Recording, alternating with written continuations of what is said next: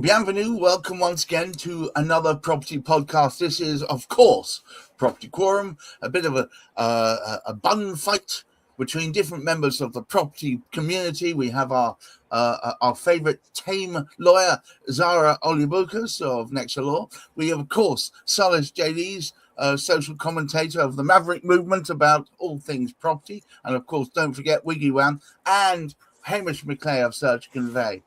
A man who has seen a lot of things go by and wonders why it has, mostly to do with property. And here we are debating and talking about specific topics. Today is no different, of course. We're talking about the conveyancing conundrum, or should I say, the deadline that conveyancers cannot ignore. And, of course, to start us off, Hamish McClay. Well, yes, indeed. It's certainly something that can't be ignored, because when we next speak on Property Quorum, it would have been introduced. The HMRC, our wonderful tax people, have decided that it's about time that our conveyancers, not so much conveyancers as well, I guess, but property lawyers should also become tax advisors as well, as though they didn't have enough to do. When I go way back, well, it's only 2 decades, and I got involved in this this particular side of the business, there wasn't anything like as complicated a scenario as we now have. And one side of that was, in fact, that the work of the conveyancer, because we didn't tend to have sort of conveyancers then. We more had sort of, we tended to more have the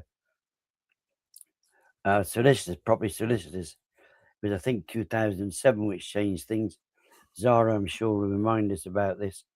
However, there's more and more complications being introduced on behalf of mainly people who aren't involved with it themselves, but to try and get more and more work out of the property lawyers for, in some respects, even less money.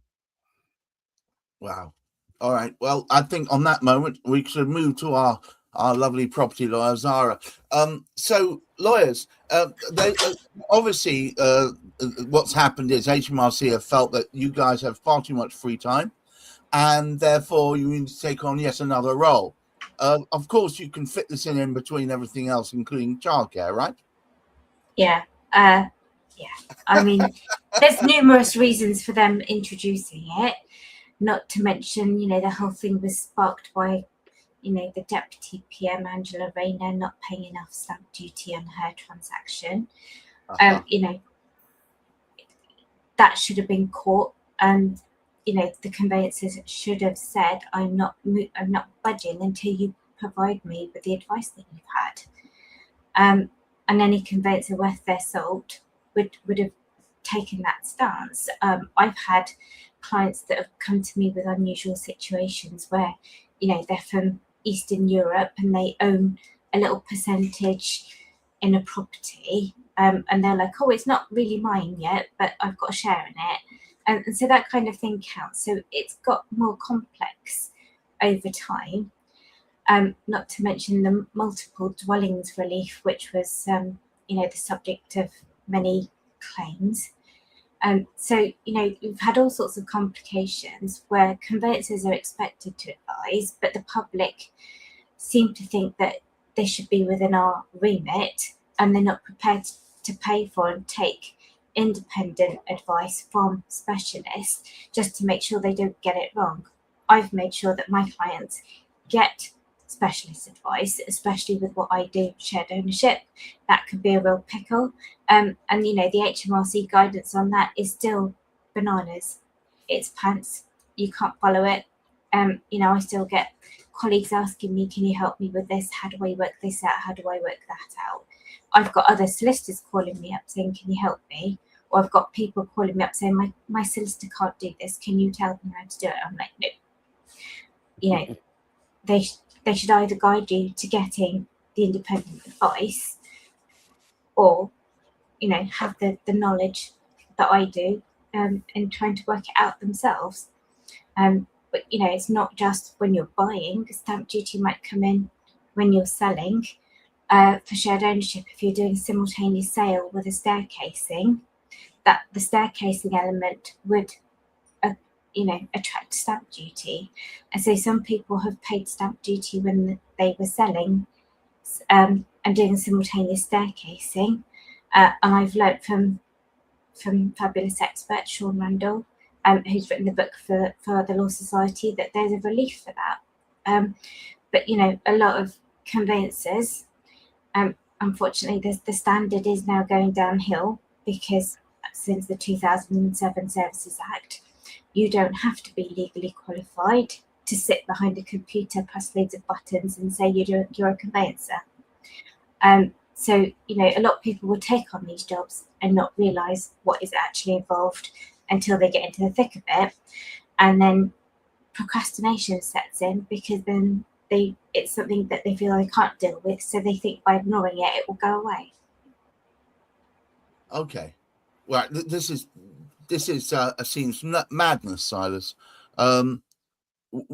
We're expecting our already beleaguered lawyers to take on more roles. We're expecting conveyancers who are untrained to take on more roles. Surely this cannot work. Well, what to my mind, Gareth, what Zara's just outlined in a brief commentary is some of the nuances that actually go into what is quite a complex area of law and tax. And it bothers me that this complexity is then being pushed onto people, as you say, that may not have the requisite qualification or it's not their profession at all. As we've said before on Property Quorum, why would you go to an accountant for tax advice? Why would you go to a solicitor for tax advice? And that's not to belittle any of those professions, but it is a specialist subject. And what tends to happen in these sorts of scenarios is most people, I'm not going to include Zara in this because obviously she's got the right specialist behind her, but most people will err on the side of caution because they don't want to create a whole load of trouble or the possibility of an investigation or, HMRC letters coming through your door. They want to avoid all of that. So, if the client gets penalised by another 500 quid in overpayment of tax, it's not really their problem. And I'm not saying that's really what's going on, but it's not beyond the realms of possibility to understand that these are the sorts of things that will happen in order to protect the backsides of the conveyancers who have had this thrust upon them. I personally would, God forbid, if I needed brain surgery, I wouldn't be going to a vet. That's literally the analogy of how I see things unfolding in the legal profession at the moment. And more to the point, where are the regulators standing up for the conveyancers, for the solicitors, pushing back to HMRC to say, no, this is not our profession. You cannot just merge, veterinary science with brain surgery. That the two things are completely different specialisms. Why are we being allowed to actually, have this put upon us? And that's something that I think we need to. The industry needs to be pushing back on, but I don't see many signs of that actually happening. Well, that's some craziness there. Hamish, surely this cannot continue.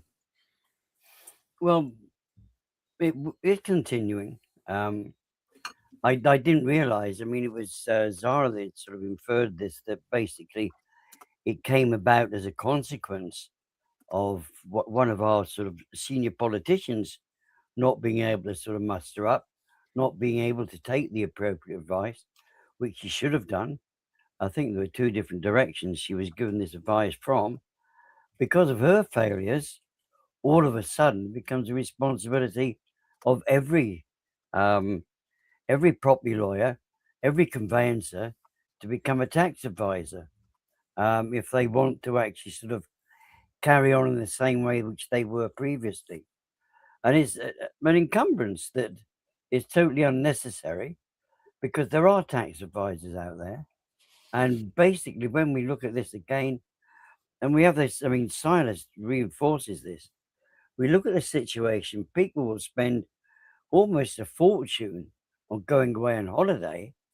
And when it comes to actually paying the appropriate fees for the appropriate conveyancer, they will question it, they will expect a ridiculously quick answer, and everything to be absolutely covered. I mean, one of the things that worried me, I mean, I wasn't aware about this staircasing idea until Zara pointed it out. That was some months ago now, so I'm becoming educated. But when you look at staircasing, and when you combine that with sort of the aspects of sort of shared ownership, and the knowledge that I now have of people who have tried to work through this without very little success, they are suffering because they are going to the wrong people, and they're not going to the property owners, particularly if they happen to be sort of the local council, or they happen to be the other side, the social housing. They won't necessarily get the appropriate guidance from that particular side of things. So it really is a matter of people listening to the likes of Zara, because you have to listen to an expert. Can Wow. I just chip in there, Hamish? Please do.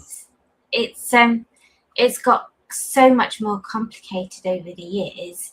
Something that should have been straightforward is because the government know that property brings them a lot of income from the stamp duty, and that's why they made it more complicated, so they could get money from people who already have money, in terms of people with second properties, and also people coming from abroad buying here, so they see it as another revenue stream, or to boost government coffers from buying and selling properties. But I should also just say there's lots of companies out there that were ambulance chasing, trying to get people refunds for stamp duty, and perhaps HMRC were flooded with all these requests that perhaps weren't legitimate. So, they're wasting that department's time looking into stuff that didn't merit it. Wow. Silas, can you put some colour on this? That's a very, very good question, Gareth. I'm just looking at the comment that's just come in here from Def Spencer, saying that if you were standing in front of the SRA tomorrow and you were asked to justify every stamp duty land tax filing you'd made in the last 12 months, would you walk out with your certificate intact? And I honestly think that that is a situation that would send a shiver down every single conveyancer and law firm owner's spine, because the honest answer is there will be some ambiguity. And what bothers me intensely about where this country is, it's not just in isolation around this idea of tax advice being thrust upon conveyancers. It's the whole idea of the state needed to generate more revenue, and the only method they have to do that is tax.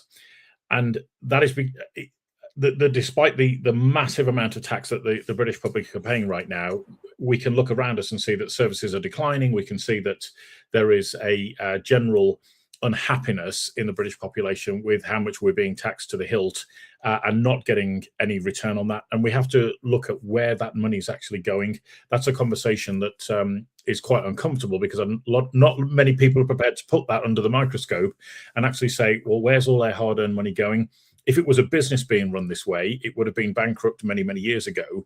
And yet the state relies upon the idea of force to actually extract more and more wealth from the British people, if we're going to put it that way. So I do have great reservations.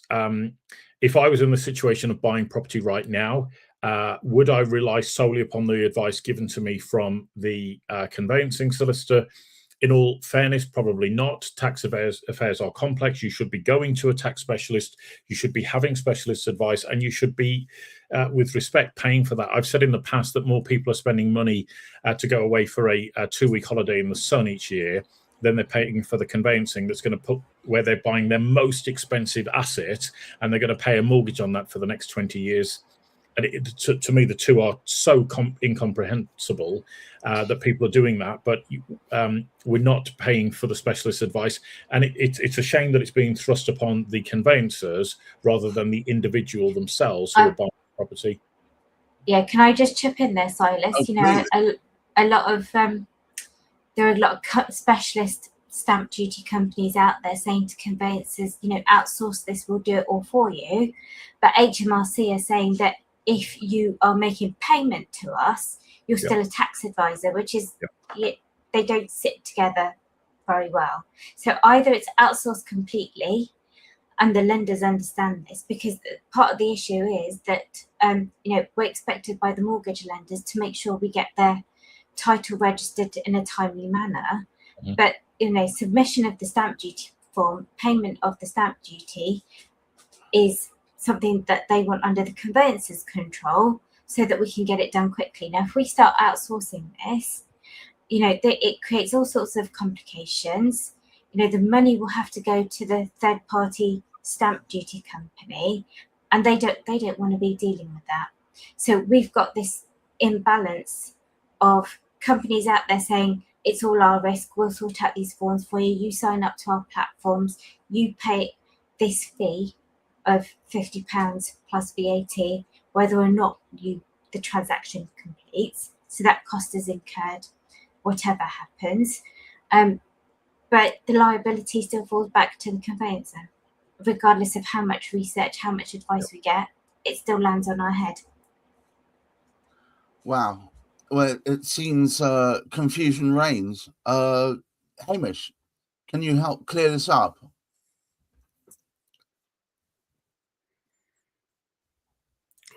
I think you're on mute. I think you're on mute. You managed to mute yourself. All right, look, Silas, in fact, while Hamish sorts out his mute, can you explain if there's a way through this? I'll be frank, Gareth, this is outside of my area of expertise because I'm not sitting directly in a law firm. I have grave concerns about where this path leads, and I genuinely feel sorry for all of the conveyancers who are out there trying to do a really good job for their clients, and more is being heaped upon them, but there is no movement upwards in the requisite fee that they're being provided with for doing that work. So I think this is potentially a sign of things to come. There's potentially more things in the pipeline where conveyancers will be held to ransom. You don't do this, therefore there's various sanctions, various penalties. What's the impact on professional indemnity insurance, the availability of indemnity insurance if you start getting stamp duty submissions wrong? I think there's a whole lot more that could be coming down the track that are going to leave conveyancing firms and law firms paying higher premiums, more confusion, having to seek specialist advice or bring specialists in-house, which obviously comes at a cost. You're not going to get a tax advisor, I wouldn't have thought, for less than about 50,000-60,000 a year to sit underneath the roof of your business. So whether we will see tax companies and law firms merging as a way to accommodate this, I don't know. But it doesn't sit well with me that we are now expecting one profession to prop up so many other things. And I think conveyancers should be banding together and actually standing for themselves and their profession. Unfortunately, they're silenced. The representative bodies are just saying, yeah, okay, they're not making enough noise. They're not saying this should not be on our plate. There's nobody out there that's willing to stand up for us to say enough is enough.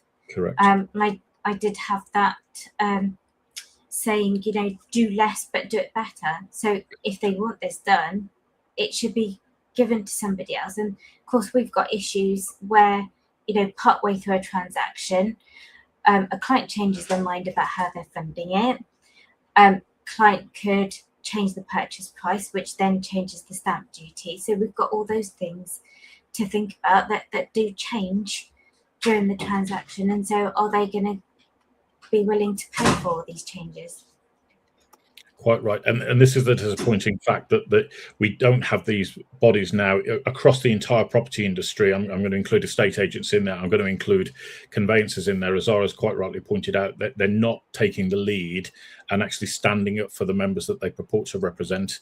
And this is one of the founding reasons why we've come up with this idea of the Maverick movement, is that we can hopefully take that forward and fight on their behalf, because nobody else is doing it, and it's a real shock that members have been part of these organizations for years, if not decades, spent thousands in membership fees, and they're getting nothing in return. Wow. Hamish, given we're at the end of the program, would you care to take us home? Well, I think the best answers have come from Zara, in the fact that she's the most knowledgeable of all of us sort of here. And I would hate to be in her shoes yet again with the, this additional work, which is absolutely nowhere near simple at all. But it's a matter of education. We need to let the layman know out there that your straightforward transaction, or the one which you expected to be, was in no way straightforward at all. You need to listen to the expert and not the one that wants to spoon you through it as quickly as possible. It just seems to me that it, as Zara told me privately, it's going to drive more and more people out of the profession, frankly. And look at what we've got recently: the extra pressure on landlords, which has pushed a lot of landlords out of the profession. The extra pressure on lawyers, which is going to push more and more of them out of the profession, and the lowering in quality in conveyancing overall, the rise of factory conveyancing. I think it's all cycling down to one place, and I'm not sure I would like to even describe where that place is right now. Let's hope it doesn't go that way. Thank you once again to, of course, Silas J. Lees of the Maverick Movement, Hamish McClay of Search Convey, and of course Zara Olibokas, who has definitely come armed with information today. Thank you so much for that. And until next week, please keep your feet on the ground, keep reaching for the stars. Don't forget, tomorrow is Cladding Matters with our all-important deadline. It was last week. We had an issue that we was insuperable, but this week we're all ready, and we want to hear from anyone in Greenwich Council or anyone in support or against it. Please come on the show, make your voices heard. Until tomorrow, please make sure you look after your mental health. Bye-bye now.